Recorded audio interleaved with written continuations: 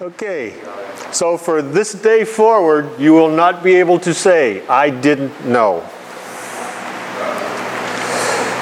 It is the height of arrogance to think that we can have a civilized society where everyone makes up their own moral code. Right.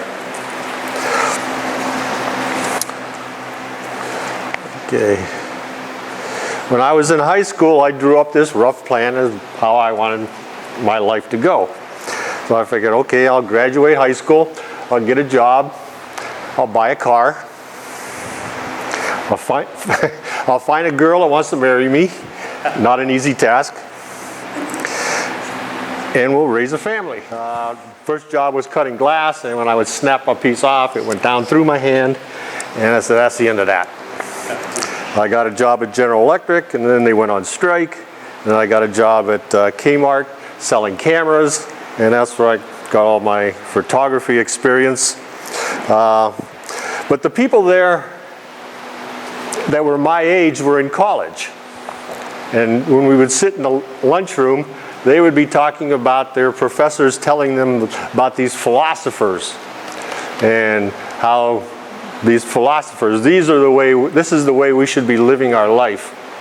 And so without the professors telling me what to do, I went to the library and I got these guys' books and I read them. I read a lot of books at that time. And what I found was that these professors, they loved, not these philosophers, they loved living in a Judeo-Christian society. But they didn't want to follow the rules of a Judeo-Christian society. They wanted to make up their own rules. But the thing they feared the most was that other people would start thinking like they did and would start making up their own rules. They feared that others would think, well, maybe murder's okay. That guy's got something I want, I can take it. I can justify that. My wife and I had our first child in 1974. And that's when I started, boy, if this child starts questioning what I believe, how am I going to answer? Like I said, I read a lot. I mean, I'm always at the library. I was reading. The only book I wasn't reading was a Bible.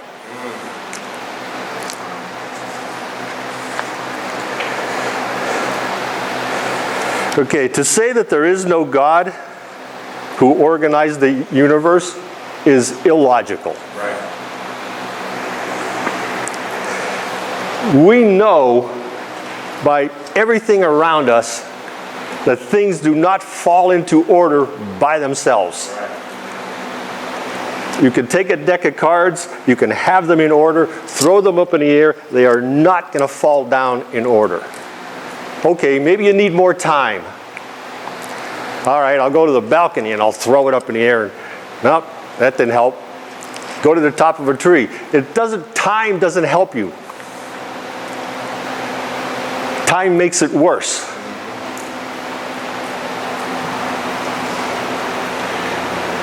So if there's a creation, there has to be a creator.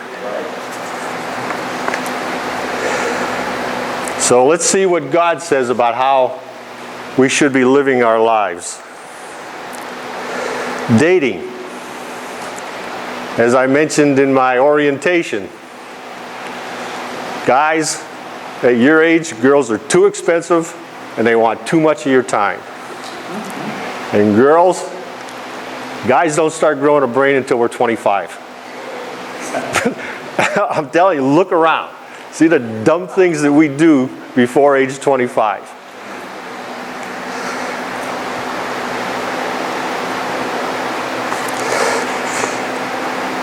There was a song in the 60s, and there was a mother giving advice.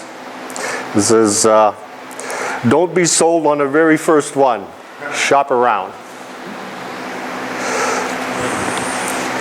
Yes, beauty is in the eye of the beholder. What one person thinks is good looking, another person may not. That's just the way it is. But I can tell you right now, young men, all young men are handsome, and all young girls are pretty. It's just the way it is.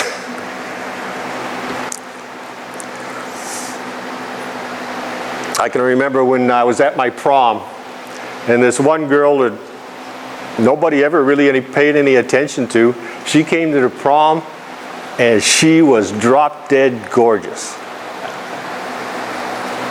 And so I go to my friend and I say, look at Sally, she's drop dead gorgeous. He says, yeah, she's all right.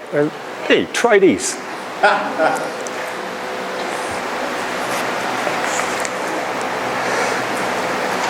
So what does God say about sex before marriage? There is that one where the woman is caught in adultery. Well, obviously there's a guy involved in that too, but somehow the crowd didn't bring him forward. And what did Jesus tell her? He told her, go and sin no more. What you're doing is a sin, don't do it anymore.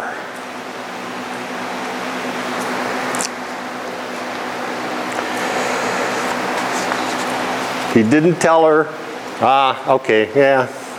If that's what makes you feel good, go ahead and do that.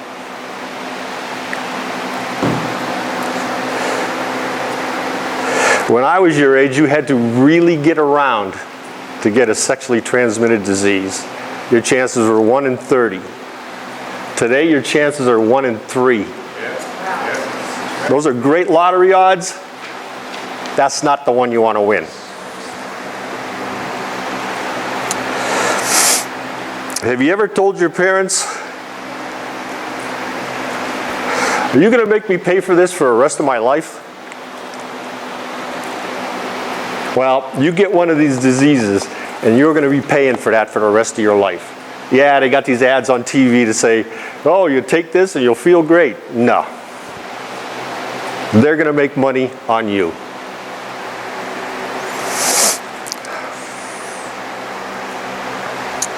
Okay, so let's say that you've already made the mistake. The worst thing you can possibly do is to continue in it. Jesus said, go and sin no more. Stop putting yourself at further risk.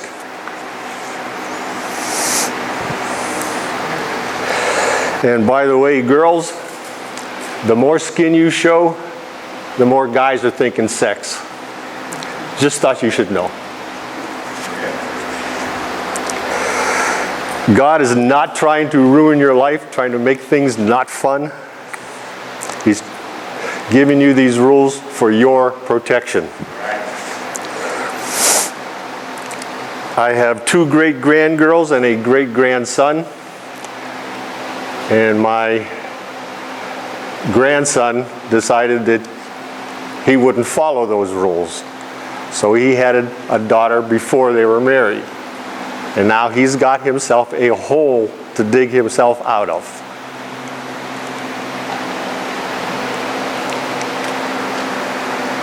I love these 2 little girls. But he has got a lot of work ahead of him.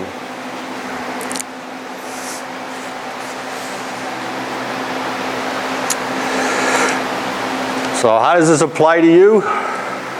Your parents have much more life experience than you do. There's an expression that good judgment comes from experience, and most of that experience comes from bad judgment. God says in Ephesians 6:2, honor thy father and thy mother, which is the first commandment with promise. Okay, so what's the promise? Verse 3, that it may be well with thee, and thou mayest live long on the earth. You may have noticed that when you are disagreeing with your parents and you're fighting with your parents, your life is not very pleasant.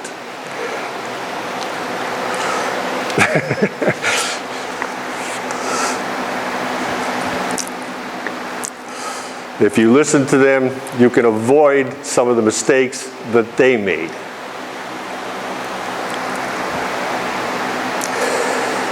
And once again, contrary to what you might believe, it is not their goal in life to make you miserable. When your parents turn 80, you can start telling them what they can and cannot do. My mother, for example, I will go over there in the morning to see how she's doing. She's still in her own home. She takes care of her very nicely. Okay, she's 88. She says, I will ask her, okay, Mom, what are you going to do today? Well, I was going to stand on the kitchen table and I was going to wipe the fan off. I said, no, you're not doing that. So, Mom, what are you going to do today? Well, I was going to take the step ladder and I was going to put it outside and I was going to wash. No, you're not doing that.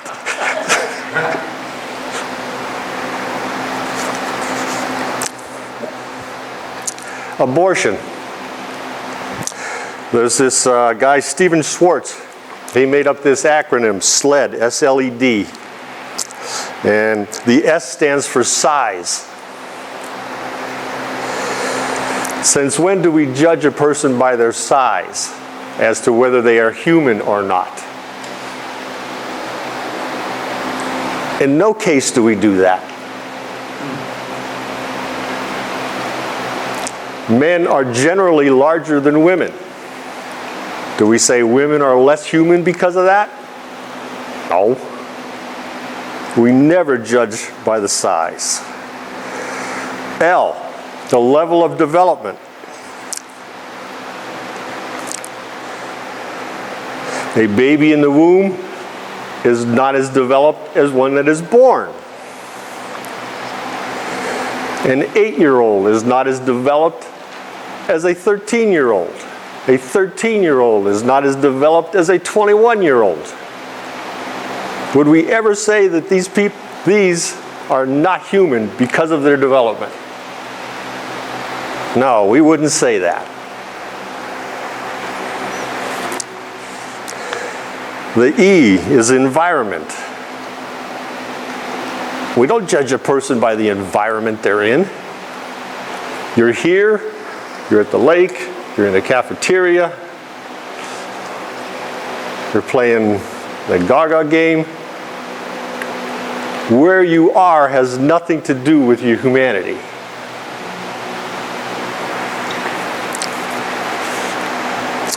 And D, the degree of dependency. Yes, a baby in the womb is totally dependent on the mother. After the baby is born, he is totally dependent still. As a 1-year-old, totally dependent. 2-year-old, totally dependent. We cannot say that they are not human because of the dependency. My wife's stepdad, he's in a nursing home. These nurses and the staff in those places are terrific. It is not something I could do. These people that are there, they are dependent. That does not make them less human.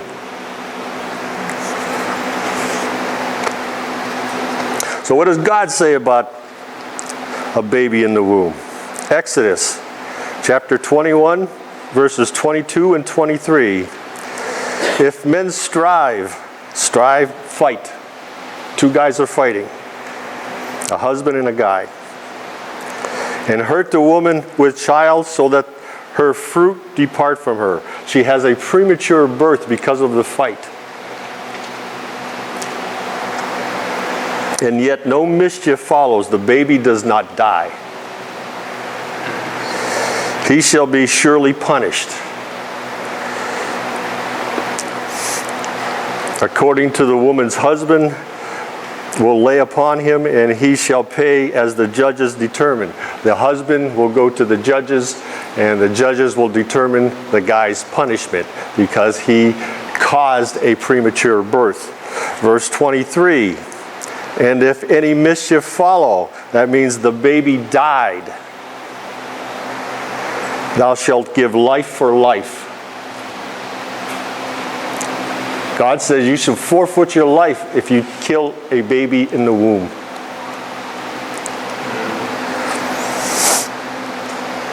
President Obama once said that he didn't know when life began. Well, I will tell you that anyone who uses a condom knows when life begins. The sonograms today, they are terrific.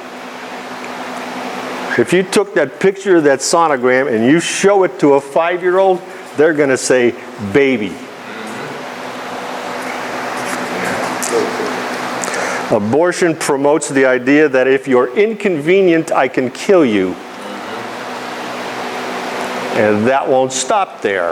Eventually they're going to go, if you're too old and you're dependent, we can kill you because you're inconvenient. Is that really what we want to encourage? That is making up your own morality. They say that they can get stem cells out of the baby after they have killed him or her. So how much success have they had with stem cells from aborted babies? None. Zero. How much success have they had out of taking stem cells out of adults? A tremendous amount of success. They can take stem cells out of you. They are very successful at getting stem cells out of fat. I could donate quite a bit. But that is what works. Taking stem cells out of an adult. And all a stem cell is a cell that doesn't have a designation yet. It hasn't been told what to be. Once it's told what to be, it will become that.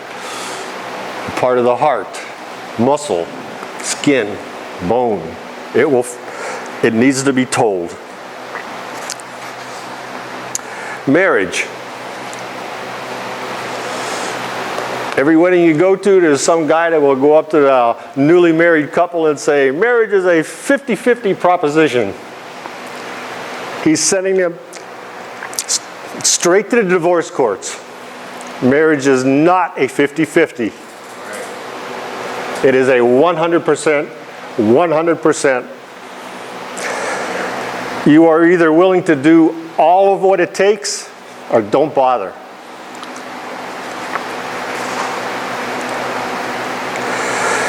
So you think you're in love.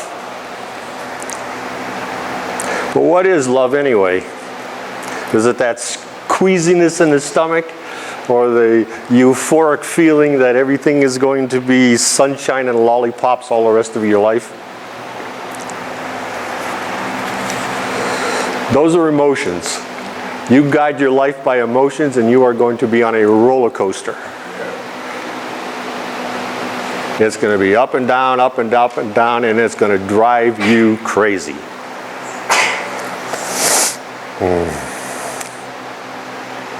Have your parents ever said to you, I do not like your attitude? They are telling you they don't like the way you are thinking.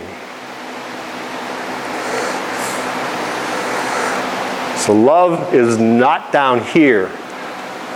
Love is up here. It is a mindset. It says that I am willing to give and expect nothing in return.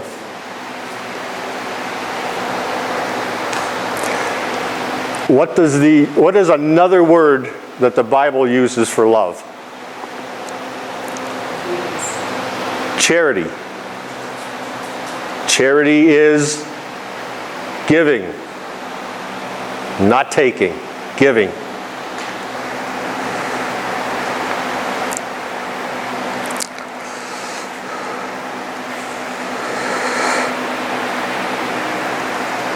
In those nursing homes, I see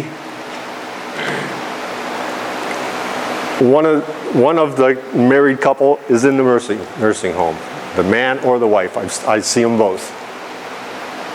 The one in the nursing home has nothing left to give.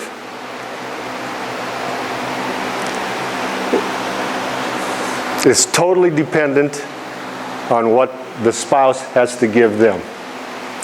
That's love.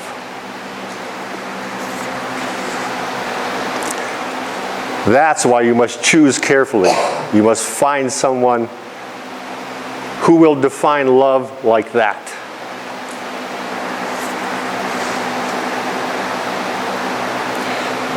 Okay. There's an excellent example of love in the Bible. Jacob and Rachel. Jacob goes to the well. There's this beautiful girl there. Love at first sight for him. He wants to marry Rachel. So her dad says, well, you worked for me for 7 years.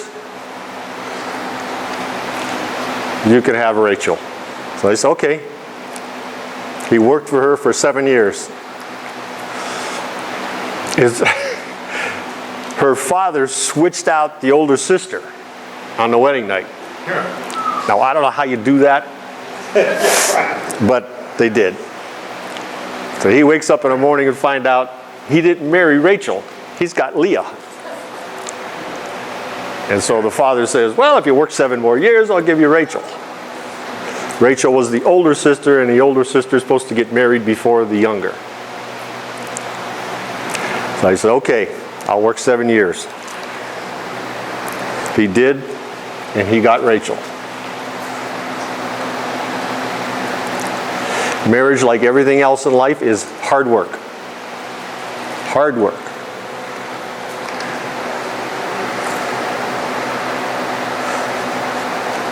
There was another song in the 60s, and part of the lyrics went, hello, I love you, won't you tell me your name?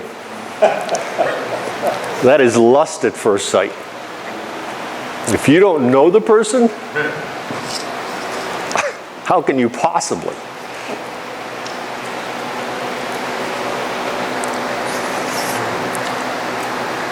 I mean, you meet somebody and this girl, she's got this beautiful giggle and you just love it. And it's, oh man, this is who I want to marry. And 6 months down the road, it sounds like fingernails on a chalkboard. Well, you didn't want to make that decision back then. You wanted to give it time. People will say that they want a divorce because they're not compatible anymore. I got news for you. No two people are compatible. You got to work at it.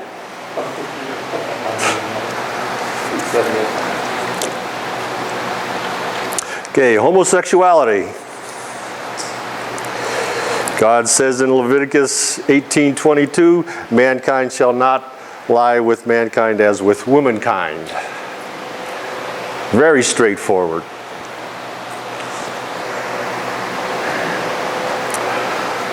The story of Sodom and Gomorrah.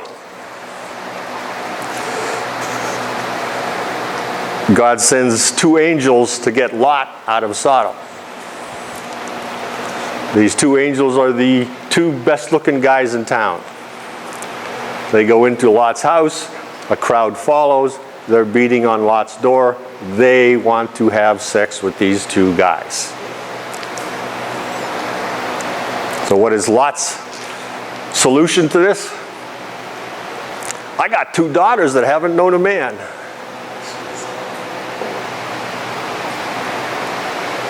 He was going to give his 2 daughters to this crowd. I don't think he's going to get a Father's Day present.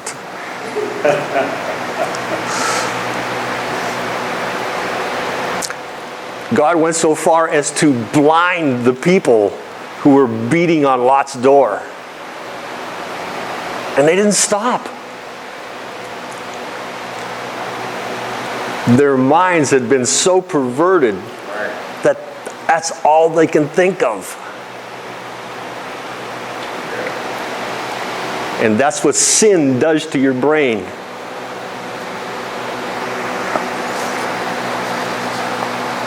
Do I know homosexuals? Yeah. Do I wish them harm? No. You hate the sin and you love the sinner. That's not a quote in the Bible, but it is a principle. Does God hate homosexuals? No. Does God hate the sin? Yes.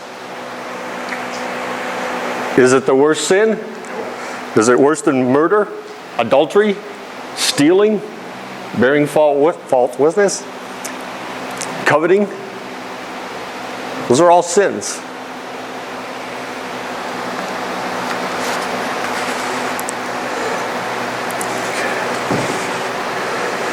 Let's see. What we hear a lot of is that they will say, well, I was born this way. My desire, my affliction, or my affection and my disposition is toward the person of the same sex. Okay, well, let's move this on to a married couple. And one of them is saying, well, my impulse and my leanings and my predilection is toward having sex outside of marriage. Would we buy that as an excuse? No.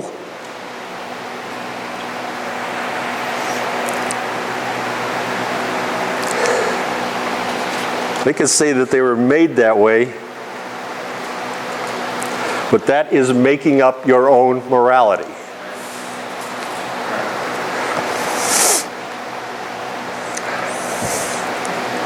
We are all sinners. We all have improper desires. We do not act on them.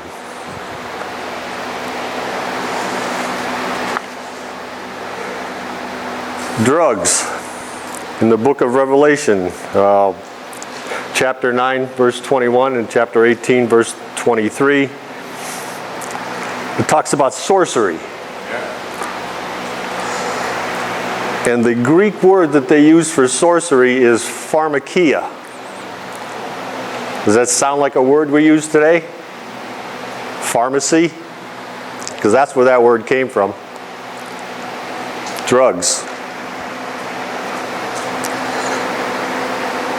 Drugs will give you a very warped sense of what the world really is.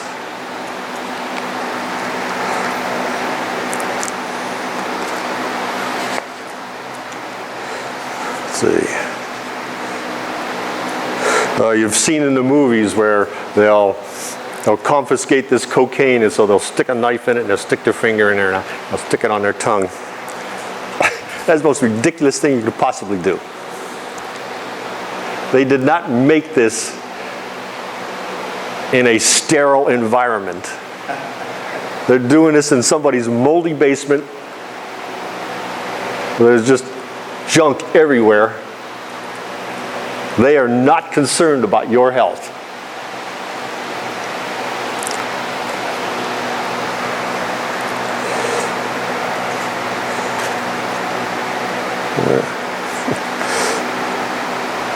Pornography. They call it adult material. An adult has self-control. A 2-year-old does not have self-control.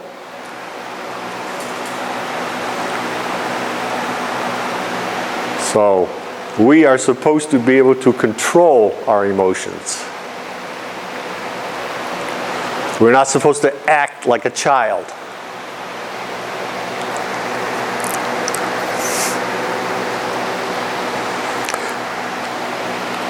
I'm sure you've all seen babies.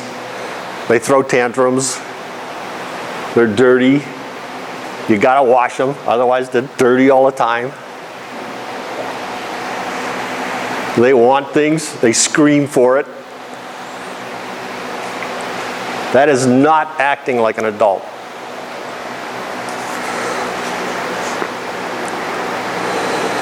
And it gives you a very unrealistic idea of what women are really like.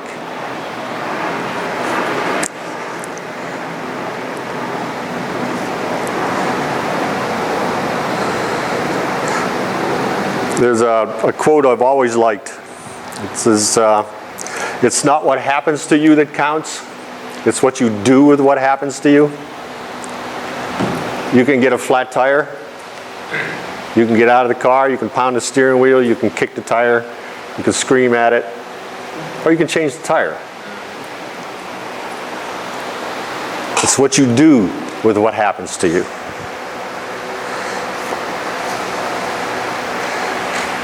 It's not so important for God to be on your side. It is important for us to be on God's side.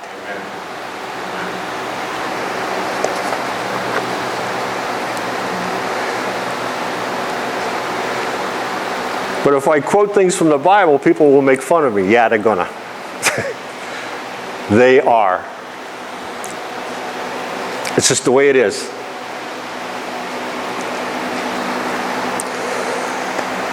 It's not easy to be a Christian and to act like one.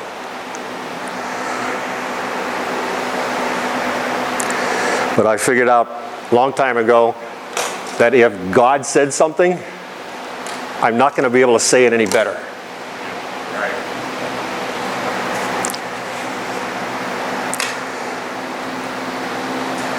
A few words on evolution.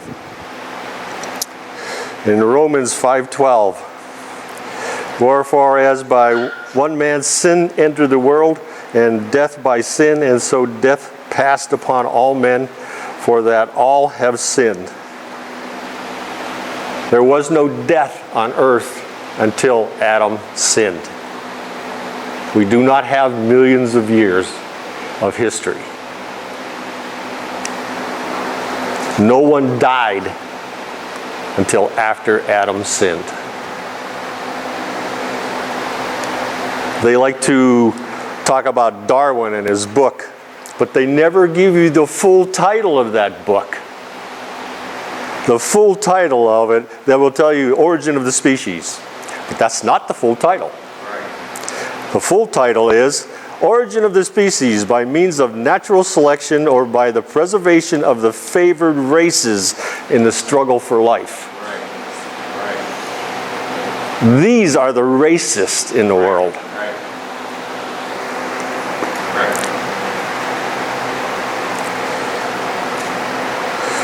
One species cannot turn into another species. How do I know that? When my wife was pregnant, she never wondered whether she was going to have an aardvark. So why is that? Because human cells only have the information to make humans. Dog cells only have the information to make dogs. Cows only have the information to make cows. That is it. They don't have the information to move on into another animal.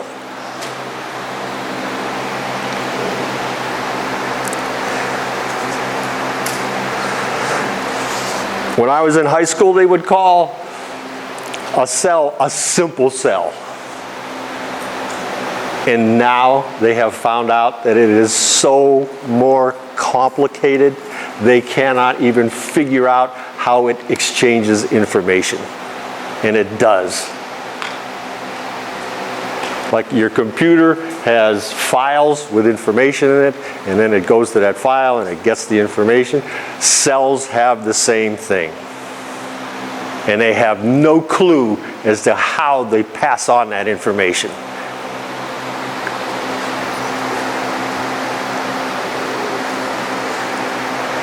You can take a 10-piece puzzle, got it in the box and shake it and dump it out, and it's not put together. Pieces aren't even right side up.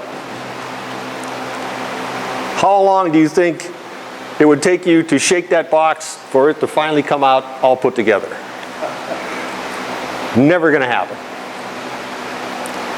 And yet they want to tell us that a strand of DNA that has 3.8 billion parts to it that have to all be in the correct order and twisted the correct way happened by accident.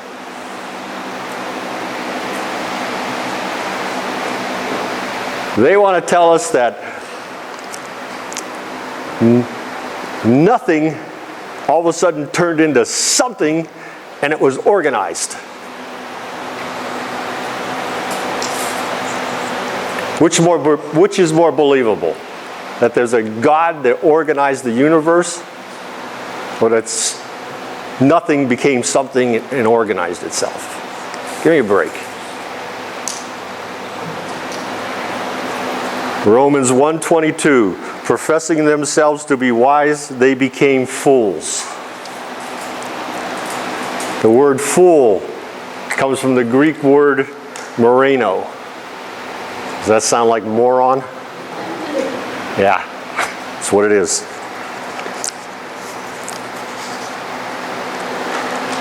And what do, they talk about science, but science is on our side. Life comes from life. That is a scientific fact. You cannot mix chemicals, you cannot mix dead chemicals and make life. You can take life, add chemicals to it, do something. But it always has to be life there. Life comes from life.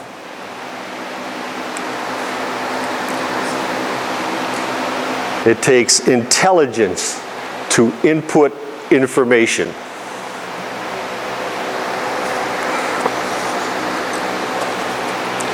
Okay, I guess that's all I got.